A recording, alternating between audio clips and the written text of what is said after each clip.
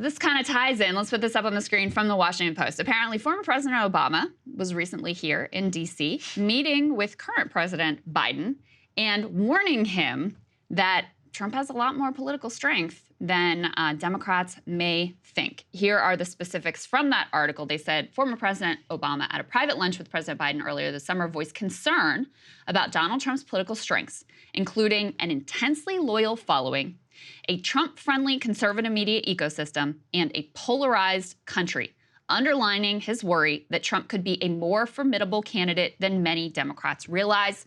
They go on to say that during their lunch, Obama made it clear, Saagar, that his concerns weren't about Biden's political abilities. Right, of course. Of course, Biden's great. It has nothing to do with him, but rather a recognition of Trump's iron grip on the Republican Party, according to the People. It's funny, too, because in this article, they go to great lengths to report out, and NBC News confirmed and whatever, that Obama says he's going to do everything he can for Joe Biden.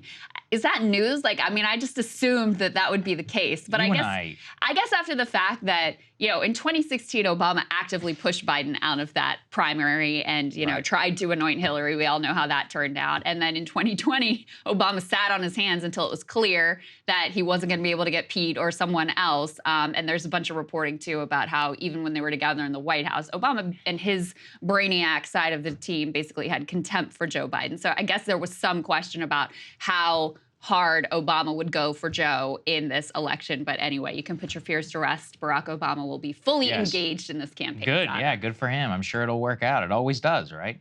Look, the thing is, too, about Obama, you and I also know how these stories go. This was such a well-planned, like, execution by their teams. They're like, well, we'll have the lunch, and then afterwards we'll call friendly reporters of the Washington Post, and we'll read out, you know, like a press release, effectively, and then they can bill it as a scoop around what exists. It's not a scoop whenever somebody literally dictates to you on the phone. It's also ridiculous because there are only two people presumably inside the room. So obviously one of them leaked it, and it's not like it was made what is it?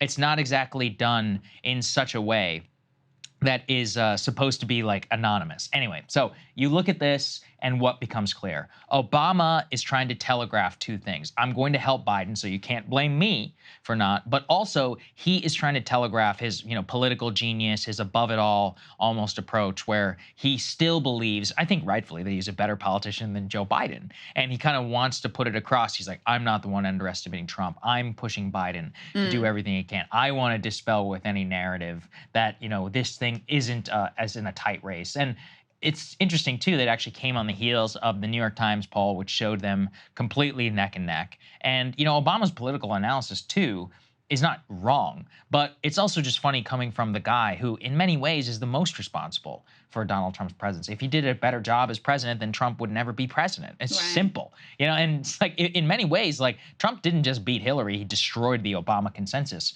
And really, all the Obamaization of politics was basically dead. You know, all of his ideas, and both on the left and the right, in terms of how everything was supposed to work. That's where Trump really kind of came in and blew up. So I don't know. I found it interesting, like on a very meta level, about how Obama is still trying to, because he's a young man. He can't still yet be seen to be, he can't be shown yet to be kind of the political fool that he is. And what I mean by that is, he's turned himself effectively into a lifestyle brand. He's ceased being an actual human being a very long time ago, him and Michelle.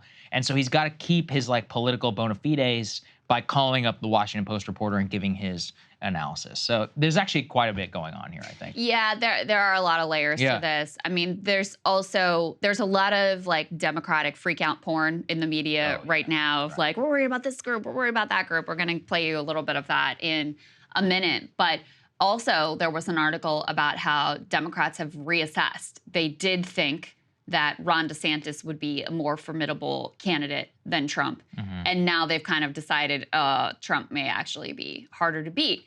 And I understand that for a while the polls showed that DeSantis would be a tougher general election candidate. But I always thought there was major reason for skepticism of that analysis, at least, you know, to be sort of like agnostic on that analysis, because we know Donald Trump has won before. So we know he can. And we know the fervent support that he inspires. We know the way he brings people out of the woodwork who don't answer polls, but then show up and vote for Donald Trump, you know, no matter what. So, I always thought it was, remember all those articles of Democrats like delighting in the idea that Republicans were going to nominate Donald Trump again? Yes. It was like, you people have learned absolutely nothing. So apparently, belatedly, allegedly, according to what's being leaked to the Washington Post, they're finally starting to realize that this is no slam dunk. Even with, and I do think Trump's legal issues, I do think those are a problem for him with normie voters. I think, if he's found guilty, if he's facing some sort of prison sentence or whatever, I think that is a real issue for him in terms of getting reelected. But you also can't deny the reality that his polling versus Biden right now is way better than his polling versus Biden was last time around. It's also better than his polling was versus Hillary Clinton, an election that he obviously went on to actually win back in 2016. So, they're kind of waking up to the fact that they have a genuine political fight on their hands and could be once again responsible for handing the country over to Donald Trump. And they're willing to do anything, leak to any reporter, wring their hands in the media, shame voters. They're willing to do anything except actually deliver a real reason for voters to be excited about voting for Joe Biden again. And Krystal, I mean, we have, you referenced a CNN poll here. Now, the approval rating here of June and July of the third year of presidents, here's the rankings for the last, 60 or so years. Eisenhower, 72%. Bush, 91, 70%. He, of course, went on to be defeated. Kennedy, 61. Bush, 03, 58. Obama, 51. Nixon, 50. Clinton, 46. Trump, 43, Reagan 42, Biden 41, Carter 29. Joe Biden is the second least popular president in modern times in the third July or whatever of his presidency. That does not bode well. I mean, listen, Obama barely won re-election in 2012. Yeah. And then if you're looking at this, Clinton won re-election, I guess with 46%, went on to win in 1996. But it wasn't all that easy going. And, there were a lot of, Dole kind of screwed up that campaign. There's a lot of interesting stuff, actually, about how things could have gone differently. But Biden is lower than all of them. Yeah. And then, of course, Carter, we all know how that worked out. So he's not in Jimmy Carter territory yet, but he's getting pretty damn close. And you don't want to be next to his name there when you're running for re-election. There's a lot of cope about these kind of numbers that it's just different now. Yeah. People are so polarized. Every president is going to have basically a low approval rating. But Biden's own presidency disproves that, because this is not what his ratings look like at the beginning of the presidency. And, Obama wasn't so long ago that he had a 51%. And at times during his presidency, he had a much higher approval rating than that, especially at the beginning and kind of the honeymoon period. So even within the very recent memory, we see that that is not the case. It's just, if you want to play the political game as it exists now, and deliver very little for people except for, sort of like emotional succor and cultural signaling and you might not like me that much, but the other guy is worse. If that's the political game you want to play, you're probably going to be in the 40s. That is true. If you're accepting the mode of politics as it has existed for many years now, yes, that is true. You will probably be in 40% no matter what. But there is a different possibility, which is you could actually make people's lives better and actually fight for them and make it clear you're fighting for them. And by the way, not be 80 million years old and able to form a coherent sentence.